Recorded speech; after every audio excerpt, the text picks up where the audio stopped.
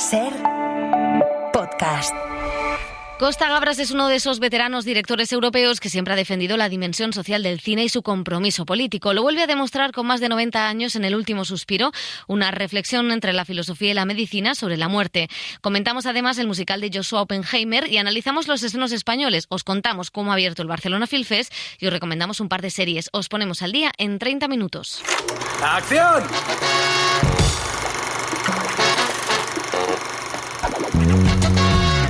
El cine en la Ser con Pepa Blanes.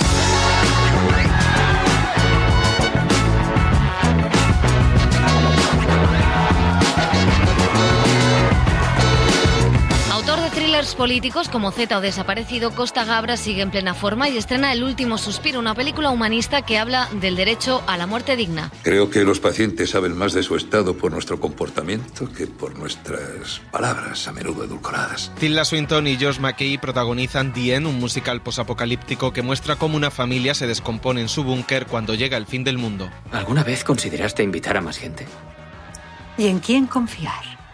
Teníamos que pensar en ti. La violencia contra los migrantes en la frontera del Bidasoa centra La isla de los faisanes, un thriller y una historia de pareja que dirige Asier Urbieta. Ezagutzen duzu faisaien irlaren historia. Urterdian española dela eta besterdian frantsesez. De la crisis de los millennials habla Todo lo que no sé, una película sobre una treintañera frustrada que protagoniza Susana Baitua. No quiero problemas y nunca me ponen la primera en la lista porque las que van primeras son las que tienen hijos. Ah, claro.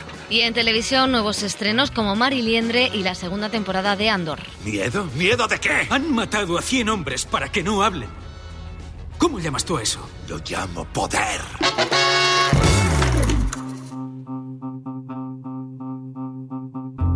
A place in the city, a chair in the bed. I cover up all the mirrors, I can't see myself yet. I wear smoke like a wedding veil, make a meal I won't eat, step out into the street, alone in a sea. It comes over me, oh, I'm missing you. Yeah, I'm missing you. And all the things we used to do. MDMA in the back garden, blow our pupils up. We kissed for hours straight, well baby, what was that? I remember saying then, this is the best cigarette of my life. Well, I want you just like that. Hola, ¿qué tal? Bienvenidas, bienvenidos a El Cine en la Ser. Después del Me Too, las mujeres de la industria del cine han ido destapando todas aquellas violencias sufridas en los rodajes, en las salas de guión, en los castings, en las fiestas y también en los despachos. El caso Weinstein, que ahora vuelve a sentarse en el banquillo, permitió hablar de esa violencia sexual y laboral estructural en la sociedad que también afecta al cine. CIMA acaba de presentar el primer informe que recoge el impacto de los abusos y de las violencias sexuales que han dejado en el sector. José Manuel Romero, ¿qué tal? ¿Qué tal, Pepa? Un minucioso estudio cuantitativo y cualitativo revela que más de la mitad de las mujeres ha sufrido violencia sexual en el audiovisual español. Los datos muestran que esta violencia afecta a todas las partes del proceso y a todas las profesionales, desde actrices y directoras a técnicas y maquilladoras, y que hay un silencio sistémico que genera impunidad para los agresores. Nerea Barjola es la autora del informe. Una primera conclusión principal sería la naturalización y normalización de las violencias sexuales dentro de la industria del cine. Están integradas como parte del entorno laboral y esto hace que sea más difícil aún todavía identificarlas, ¿no? Se perciben como inevitables y además se asocian a una jerarquía y una precarización laboral junto con una cultura de la permisividad como factores claves, ¿no? Esto es muy importante porque es lo que permite toda la cultura de la impunidad. Más del 80% de las mujeres que ha sufrido violencia sexual se ha enfrentado a acoso verbal y de esas mujeres, el 49,5%, también se ha enfrentado a un acoso físico, un clima laboral que minimiza estas agresiones y el miedo de estas mujeres a las represalias ha provocado que el 92% de las mujeres no denuncie. Desde la Asociación de Mujeres Cineastas exigen a Cultura que invierta los fondos del Pacto de Estado y al Ministerio de Trabajo que impulse una formación especializada. Almudena Carracedo es la responsable de la Comisión de Violencias de CIMA. Estas violencias han estado sistemáticamente e históricamente invisibilizadas y esta investigación, como decimos, aporta por fin estos datos con voces de mujeres afectadas y un diagnóstico claro. Esto nos parece muy importante, poder aportar un diagnóstico sobre la situación para poder impulsar políticas transformadoras. Este informe es una de las noticias de la semana. El otro foco para el cine está en Barcelona, con uno de los festivales de esta primavera, después de Sant Jordi. Ya ha arrancado el Barcelona Film Fest. Ralph Fiennes recibirá el premio de honor y presentará su nueva película, donde interpreta nada menos que a Ulises en una curiosa versión de la Odisea de Umberto Pasolini, donde Juliette Binoche es Penélope. I am Odysseus' wife. Odysseus is dead. Not to me. There is no king. He sailed to Troy years ago. Took the best men with him. All year, suitors have been turning up, waiting for his widow to choose a new husband to be king. Scoundrels, they're just here for your wealth. También estará Richard Gere presentando nueva película y el debut de Tracy Lehman, Bob Treviño Likes It, protagonizada por la actriz Barbie Ferreira. Veremos también la adaptación de la novela de Milena Busquets, también esto pasará, y se podrá ver también Rush, la película protagonizada por Alec Baldwin, en cuyo rodaje murió por un disparo accidental la directora de fotografía, Hania Hucci. Y ahora sí, vamos con los estrenos de la semana. Empezamos por Costa Gabras. El director griego estrena una película sobre la muerte digna y los cuidados paliativos, una historia humanista y centrada en varios casos reales y en la forma en que la sanidad pública trató a estos enfermos terminales con dignidad y respeto. Gabras firma de nuevo un film político y humano. Et le vent du nord les emporte. Costa Gabras siempre tuvo claro que solo mediante el entretenimiento y la emoción el cine es capaz de llegar al espectador, de movilizarlo y de llevarlo a la acción. Porque ante todo, una película tiene que ser un espectáculo. Yo nunca lo olvido, no es un discurso político, no es un discurso religioso, es un espectáculo. Vamos al cine para tener emociones y luego con estas emociones hacemos algo. Eso es lo que he querido hacer, que las emociones lleguen al público y que se hable de este tema. Es así como este cineasta griego, que se refugió en Francia desde joven, ha construido una de las mejores filmografías del cine político, autoral, arriesgado y popular, desde Z, pasando por Missing hasta Arcadia. Por tanto, el culpable hay que buscarlo dentro del gobierno o más arriba aún en Palacio, cuyo jefe de guardia fue el actual general inspector de policía. Y como usted sabe que en Palacio no se hace nada sin un protector extranjero, habrá que... palabra más. Le inculpo por injuria al jefe del Estado y a la justicia. Ha hablado del golpe de Estado en Grecia, del genocidio de Pinochet en Chile, de la violencia empresarial y de la crisis económica que llevó a la Unión Europea a castigar y a hundir la economía griega. Gabras es político hasta la médula y eso es lo que refleja en El último suspiro, película que aborda un tema complejo como es la muerte digna. Los políticos no se atreven a tocar nada en este asunto, porque el problema es muy complicado y político. Corres el riesgo de oponerte a algunas religiones, a ir en contra de ciertos hábitos de la gente. Por eso vivimos en una situación complicada y muy mala. Desafortunadamente, muy a menudo no tienen las agallas para hacer lo correcto. Ese es el problema de nuestra sociedad y nuestra democracia. C'est ça le problème de notre société et de notre démocratie. Todo lo contrario de lo que él ha hecho en su vida artística, que la ha tomado como un desafío contra los poderosos, junto a sus amigos Jorge Semprún, que firmó alguno de sus mejores guiones, y el actor Yves Montand. Los tres fueron emblema de una generación que luchó contra las injusticias a través del cine. Es el único que queda con nosotros. Ahora, entre homenajes y biografías, quiere hablar de la muerte. En mi opinión, hay que prepararse y vivirlo con dignidad y que llegue lo más tarde posible. Es cierto que la sociedad actual tiene miles, millones de personas que no pueden valerse por sí mismas, que necesitan a otros. A veces oigo que eso es muy caro para la sociedad, pero hay que tener cuidado con ese tipo de discursos. Yo, de lo que intento hablar con la película, es de que cada uno de nosotros debe prepararse para este momento de partida. Digo partida porque es un viaje, aunque no se sabe bien a dónde vamos. Cada uno tiene su propia filosofía y sus creencias. En un momento donde el mundo ha separado en contra del pensamiento de los antiguos griegos, la filosofía y la ciencia, denostando la primera por su incapacidad de generar beneficios económicos, el director, siempre a contracorriente como decimos, las junta en esta película donde adapta el ensayo que escribieron un médico francés especializado en cuidados paliativos y un filósofo. Los escucho y me pregunto si no habrá un libro ahí. Un libro sobre moribundos sería puro boyerismo, sí. Es una idea, sí, pero espantaría a la gente, ¿no? Sobre el final de la vida. Con la experiencia de un profesional, y las reflexiones de un filósofo. Gabras trata de recrear el encuentro entre ambos, entre la ciencia y la filosofía, y cómo escribieron ese libro que está basado en varios casos reales. Esta mañana he invitado a Fabrice Toussaint. ¿Le interesa lo que hacemos?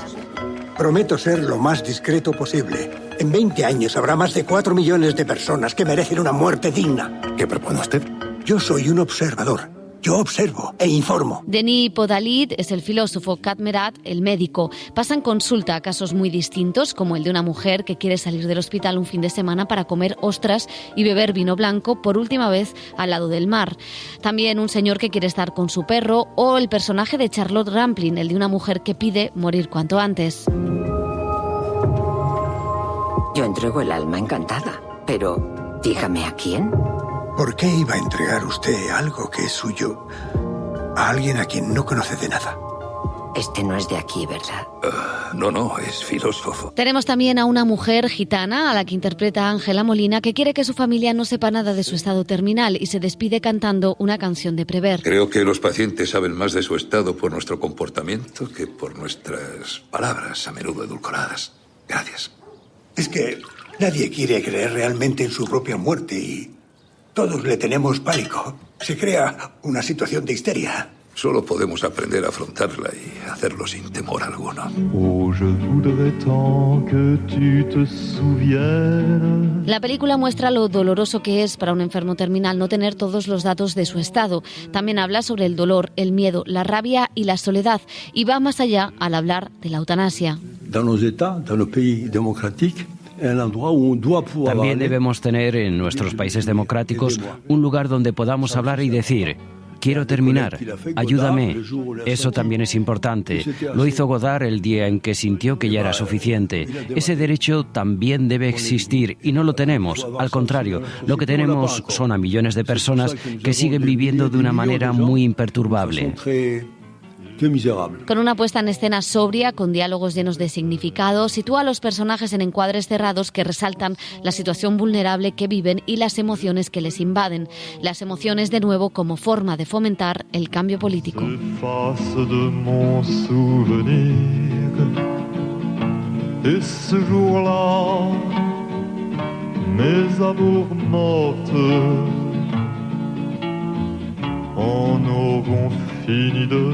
Mourir.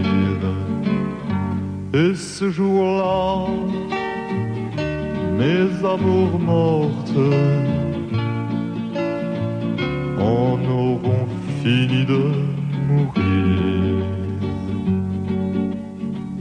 La pandemia hizo que reflexionáramos sobre la catástrofe, sobre la muerte y sobre la forma de vivir, y eso se ha reflejado en el cine reciente, como vemos en el caso del director griego. Pero también en otros directores que han visualizado cómo será la convivencia en un futuro cercano si seguimos por esa senda destructiva del planeta y de la propia sociedad. Joshua Oppenheimer, un director que nos había hablado de los genocidios en Indonesia, usa ahora la ficción en The End para contarnos cómo será el fin del mundo, y lo hace a ritmo de musical.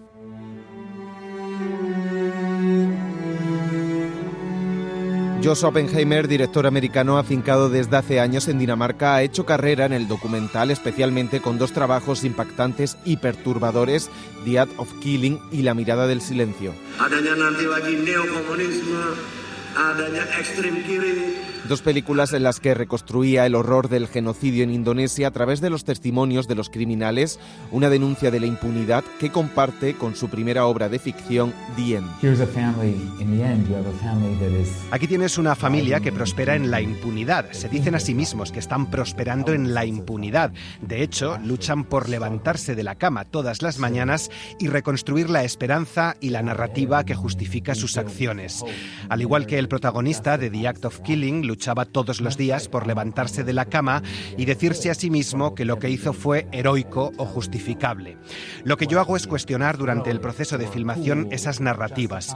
Con impunidad se construye una cultura de mentiras y autoengaño para justificar las propias acciones, y esa es una habilidad exclusivamente humana. Sabes que algo es falso, pero crees o te dices que es verdad. El director arriesga con un reverso del musical clásico para contar la destrucción de una familia en un mundo apocalíptico. Mamá, al principio, ¿alguna vez consideraste invitar a más gente? ¿Y en quién confiar? Teníamos que pensar en ti. Tilda Swinton, Michael Shannon y Josh McKay protagonizan esta historia ambientada 2 décadas después de una catástrofe medioambiental y donde una familia de ricos sobrevive en un lujoso búnker construido en una mina de sal. La primera vez que tuve ese tipo de revelación para hacer The End fue hace 8 años. Estos búnkeres de supervivencia de multimillonarios fueron algo que descubrí mientras investigaba para un documental, pero la idea de que tenía que ser un musical fue esencial desde el principio. Es lo que hace que sea una película sobre el engaño, sobre la negación. Es lo que hace que la película sea una especie de meditación sobre las falsas esperanzas y por lo tanto eso fue esencial para la visión desde el principio. El actor británico, cantera de esa nueva generación de intérpretes, es el hijo en mayúsculas, porque nació allí y no conoció el mundo exterior. Tu 9º cumpleaños, ¿te acuerdas? ¿Ese traje? Sí. Porque nunca se ha cuestionado esos privilegios. No sobrevivió nadie más. Hasta que llega una joven. O sea, de su familia o... No te pases de la raya. Hay cosas privadas. Y trastoca la apacible y falsa vida familiar. La cuestión principal con el hijo es que nunca ha conocido a nadie más. Solo tiene lo que le han contado y lo que ha leído, las imágenes que le han mostrado. Su comprensión del mundo es hipotética y con eso viene una hermosa libertad porque puede hacer lo que quiera, pero también tiene que decidir si es valiente para ir en esa dirección. La clave para él es averiguar en privado qué es lo que sabe con certeza, qué cree que sabe y luego su trabajo es cómo manejar esas dos cosas. Forgive me, I'm sorry. No, don't let me intrude. I just thought that you and I. No, you're busy and I'm busy. Si en The Act of Killing Oppenheimer hizo pasar a los asesinos, tratados como héroes en su país por situaciones extravagantes como secuencias de baile y dramatizaciones que imitaban el cine negro en un intento de desvelar su culpabilidad, ahora ridiculiza con las canciones a esta familia. Night blooming jasmine. Why'd you ever? Una familia rodeada de libros, cuadros, plantas y comida que solo dejaron entrar a ese búnker a unos cuantos conocidos como sirvientes. Parece que tiene un plan. ¿Un plan? No veo que... Tú no lo ves. El director muestra cómo se reproduce la manipulación, el poder y la desigualdad, cómo esta familia se ha construido su propia ficción para no renunciar al privilegio. Lo hace tirando de artificio y teatralidad y utilizando la música y los silencios. El cliché de esos musicales es que cuando la verdad para un personaje se hace demasiado grande, no la dice, tiene que cantarla. The End muestra una especie de imagen negativa de esos musicales. Tal vez sea un musical de la era oscura porque las canciones emergen a menudo de una crisis de duda. Cuando las narrativas e historias a las que se aferran los personajes comienzan a desmoronarse, hay momentos de duda en los que se quedan sin palabras. Y antes de que nos topemos con el muro del silencio, que es lo más veraz, los personajes encuentran con bastante desesperación una melodía, un estribillo, un himno nuevo, un poco de música. Las canciones y las coreografías permiten que el espectador explore de una manera emocional las conciencias de esos personajes que solo se salvan a sí mismos. Nada de eso es cierto. La mirada del director es así dura y pesimista. Nadie puede salir de la rueda del capitalismo y el patriarcado en esta extraña fábula, original y opresiva, que dinamita el musical como ese refugio feliz de otro tiempo. ¿Por qué no nos vamos de aquí? In the end, our perfect bright blue summer day, it all came true. The clouds just blew away. I'm here with you. Everyone I ever loved is here too. Sobre la convivencia y cerrar las puertas a aquellos que no son de los nuestros, habla otro estreno de esta semana, La isla de los Faisanes. Es un thriller sobre inmigración que cuenta la violencia que ejerce el Estado contra los migrantes que cruzan la frontera del Bidasoa, de España a Francia. Nos lo cuenta Elio Castro. La isla de los Faisanes es un pequeño islote en la desembocadura del río Bidasoa y cuya soberanía es compartida desde hace siglos entre Francia y España. España comparte con Francia la soberanía de esta isla, la isla de los Faisanes. Cada 6 meses hay una ceremonia militar para hacer el traspaso de soberanía entre las dos naciones. La isla de los Faisanes es sí una pequeña isla, pero que tiene mucha historia. Restauraron la isla de los Faisanes Isabel II, reina de las Españas, y Napoleón III, emperador de los franceses en el año... Allí, por ejemplo, se firmó el Tratado de Paz de los Pirineos en 1659 entre Francia y España, y también ha sido testigo de varios acuerdos matrimoniales entre estos dos reinos, Francia y España, como el que tuvo lugar entre Luisa Isabel de Orleans y el futuro Luis I de España, y que hemos visto en películas como Cambio de Reinas o ahora en la serie de televisión La vida breve. Esta es la isla de los Faisanes, y de este lado es terreno francés y del otro lado es suelo español. Dentro de esa carpita, en terreno neutral, haremos el intercambio. ¿Qué intercambio? De futuras reinas. Un islote que también ha aparecido en diversos cuadros de pintura y que ahora da título al primer largometraje que ha dirigido Asier Urbieta. Yo la verdad que conocía la historia de la isla de los Faisanes y me parecía una golosina para la ficción, porque es un lugar... pues muy curioso, ¿no? El condominio más pequeño del mundo, 6 meses es española, 6 francesa, y en nuestra película, además de ser un lugar real, pues es un lugar metafórico, ¿no? Porque a la hora de hablar de las fronteras, pues qué lugar más absurdo que la isla de los Faisanes, una isla muy pequeña, inhabitada, donde ni siquiera hay faisanes, y 2 países hegemónicos comparten la soberanía.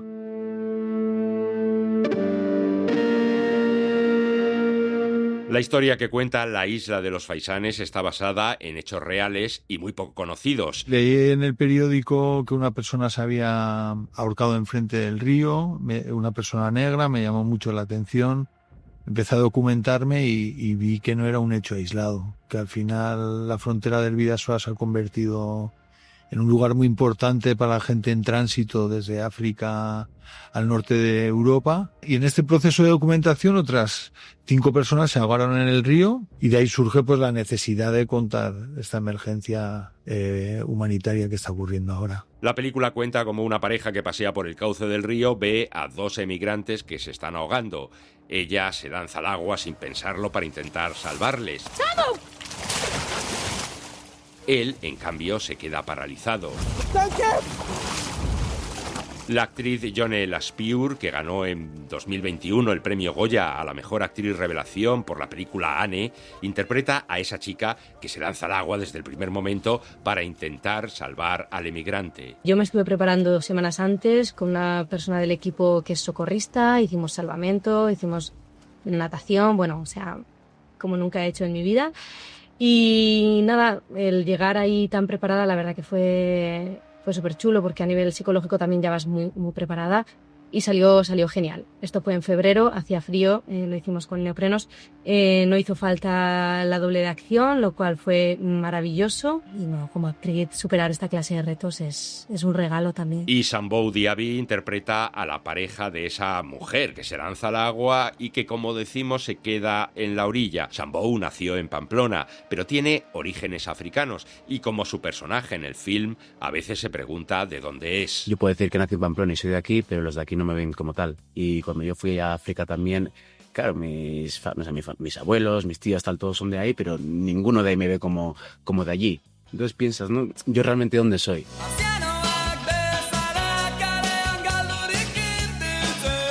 La isla de los Faisanes, según su director, Asier Urbieta, habla de cómo las fronteras son líneas trazadas por los hombres a lo largo de la historia y que generan pequeños y grandes dramas. Desgraciadamente, pues el tema de la migración está de actualidad en el Bidasoa, en el Mediterráneo, en Estados Unidos, en un montón de países. Una película rodada en euskera y en francés y que ahora llega a los cines. Por cierto, hasta el próximo 1 de agosto, la isla de los Faisanes está bajo soberanía española.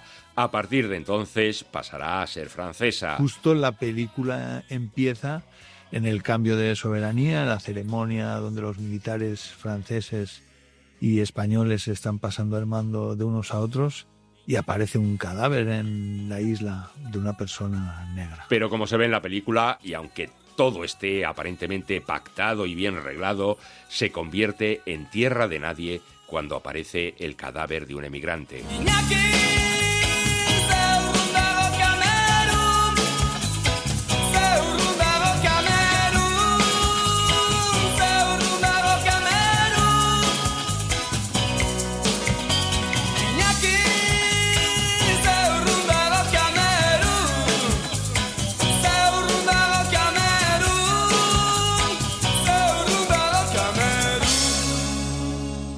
por último tenemos un debut, el de Ana Lambarri, que presentó en el pasado Festival de Málaga. Es la historia de una chica en plena crisis existencial en una película, Todo lo que no sé, que habla del egoísmo, de la crisis de una generación y que tiene a Susana Baitua al frente. Un reportaje de Joel Peña.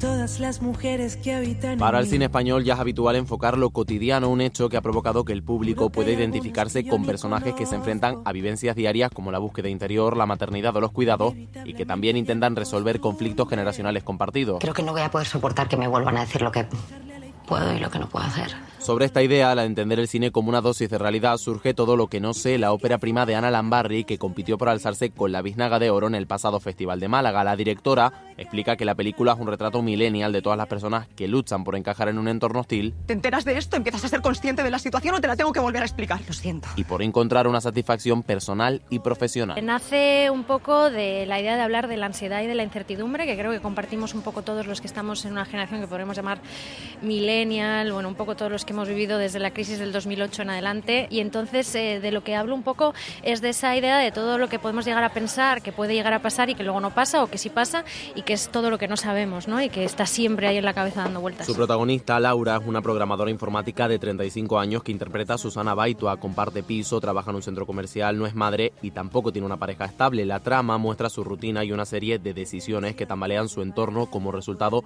de sus ansiedades personales. Estoy muy apagada, es que no hago nada. Su monotonía vital. Todo está bien, pero nada está bien también. Y sus propios miedos. Entro a un sitio, salgo, subo, bajo, no lo sé. Sí sé que lo echo de menos. Un personaje lleno de aristas, confiesa Baitua, que le ha supuesto todo un reto. ¿Cómo interpreto esto? No contando nada y contando todo. Es decir, tengo que tener muy claro el arco, porque es muy intimista y tampoco lo vamos a mostrar de una manera como ¿sabes? De evolución, claro, el drama, el desenlace. O sea, en realidad es todo la cotidianidad de 4 años de la vida de esta chica lidiando con problemas cotidianos. Los problemas y la exigencia de Laura se desarrollan en una familia en la que sus padres, interpretados por Ana Garabán y Andrés Lima, juzgan y cuestionan cada uno de sus actos como mujer. Genial. O sea, mamá, yo venía a comer con vosotros. No sé si os pensáis que no tengo nada mejor que hacer. El domingo. Os pensáis que tengo aquí todo el tiempo de mi vida, ¿no? Su hermana Irati, a la que da vida Natalia Huarte, tampoco entiende su actitud frustrada. Ves que es una familia que no se termina de comunicar bien, ¿no? De hecho, al final de la peli, sin hacer spoiler, pero sí que hay un momento donde se pueden mirar esas dos hermanas un poco más honestamente la una a la otra y de repente ves que sí que se encuentran, ¿no? Entonces hay veces que a mí la peli me lleva a plantearme decir cuántas barreras me pongo yo a mí misma o cuántos prejuicios tengo con el otro y por hacer las cosas a mi manera me pierdo al que tengo delante. Durante el transcurso de la película, Laura se encarga de su trabajo como dependienta. Está envuelto con papel reciclado. Vale, pues muy bien. Y también de acompañar a su padre enfermo de cáncer. Cuenta con una mayor responsabilidad en sus cuidados por no ser madre. En el caso del personaje de Laura y de su hermana tiene hijos, tiene una familia, tiene responsabilidades y hay una parte donde se menosprecia mi vida por no tener hijos, como que mi vida no es tan importante. O sea, yo por tener hijos tengo más derecho a liberarme de ciertos cuidados con mi familia, con mi padre y con mi madre, porque tengo ya una familia que yo he elegido y de repente mi hermana se tiene que encargar más que yo. Entonces, ¿cómo no voy a cuidar yo de papá? Que por supuesto, ok, hay que cuidar de papá, pero vamos a repartirlo. Que yo haya elegido no tener hijos no quiere decir que mi vida no sea importante. Es una elección mía. Todo cambia cuando el encuentro con un antiguo compañero le lleva a retomar Havok, un proyecto informático personal. Quiero hacerlo yo. En el que se aferra para llenar sus carencias y conseguir el éxito en una profesión masculinizada. En el caso de las mujeres, entre los 35 y los 40 años, si decides no ser madre y no tienes pareja y decides no tener pareja, como es el caso de este personaje que en algún momento lo intenta pero no encuentra la forma, ¿qué te queda si no tienes un éxito laboral? Su nuevo trabajo le ocupa la mayor parte de su tiempo y lo oculta a su familia por miedo al fracaso. Esto resiente aún más su entorno. Entonces, lo que más quiero me está matando. Entonces, estás en un círculo. Entonces, ¿cómo vas a querer bien a la pareja? ¿Cómo vas a querer bien a tu hermana? ¿Cómo vas a querer bien? Y hay algo ahí de ese viaje de entender, que es el viaje de Laura, de entender que no tienes por qué dejar el trabajo, pero sí tienes que encontrar una relación sana con ese vínculo. Todo lo que no sé es una película que retrata la realidad de muchas mujeres de una misma generación. Es que no deja de ser alguien que creo que todas hemos podido pasar un momento así en la vida. Sin un detonante concreto, más allá de los problemas cotidianos. Es una película de búsqueda, de entender, de poner límites, de ser egoísta, de empatizar, de pedir perdón. Una historia personal y familiar que cuestiona los roles generacionales, la estructura social de la maternidad y las expectativas femeninas para reivindicar el autodescubrimiento y el derecho a equivocarnos.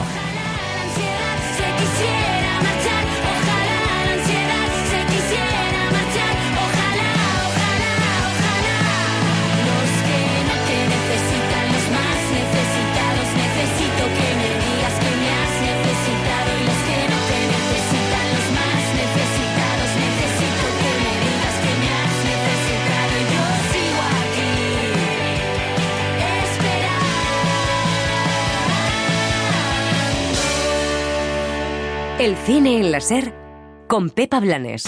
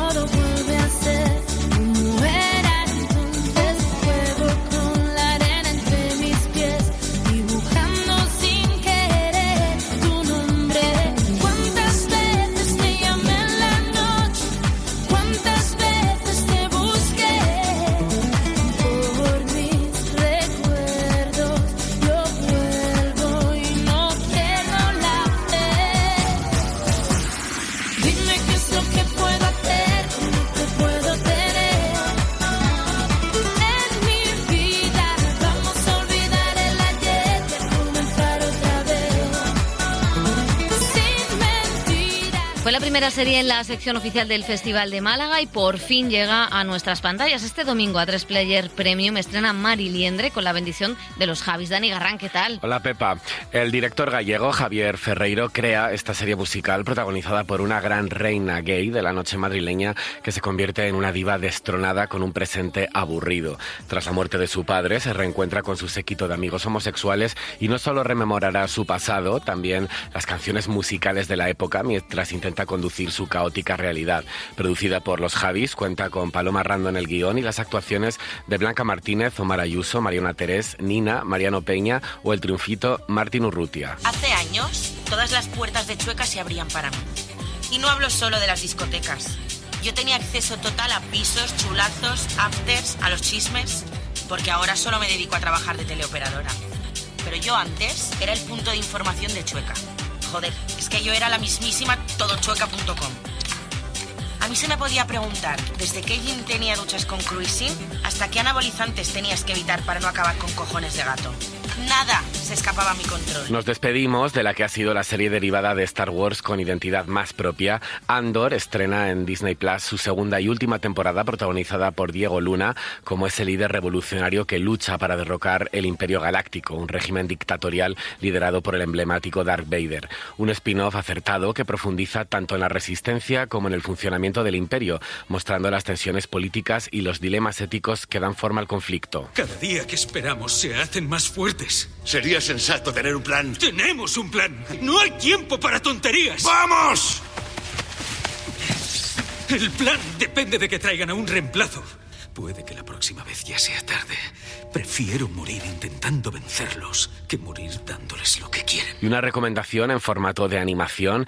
El actor y cómico egipcio Rami Youssef es el creador de Una familia feliz, una serie para adultos sobre los Hussein, una familia musulmana patriótica, pacífica, que vive en el Estados Unidos posterior al 11S. Una serie que trata desde la sátira y lo absurdo de conciliar las reglas y los juicios de la religión musulmana con las necesidades de cualquier millennial de Nueva Jersey. Ya está en Prime Video. Debiste hacerme caso de pequeña, haberte puesto el yihad y haberte casado con el primero que te traje. ¿Te acuerdas de Akram? Tendrías mucho más dinero. Ya no soy un adolescente y para que lo sepas, quiero al muerto de hambre de mi marido. Gracias. ¿Y entonces eliges tomar alcohol como una rata haram y hacerte llamar Sharon como una blanca y darle la espalda al Islam? Yo lo vivo a mi manera.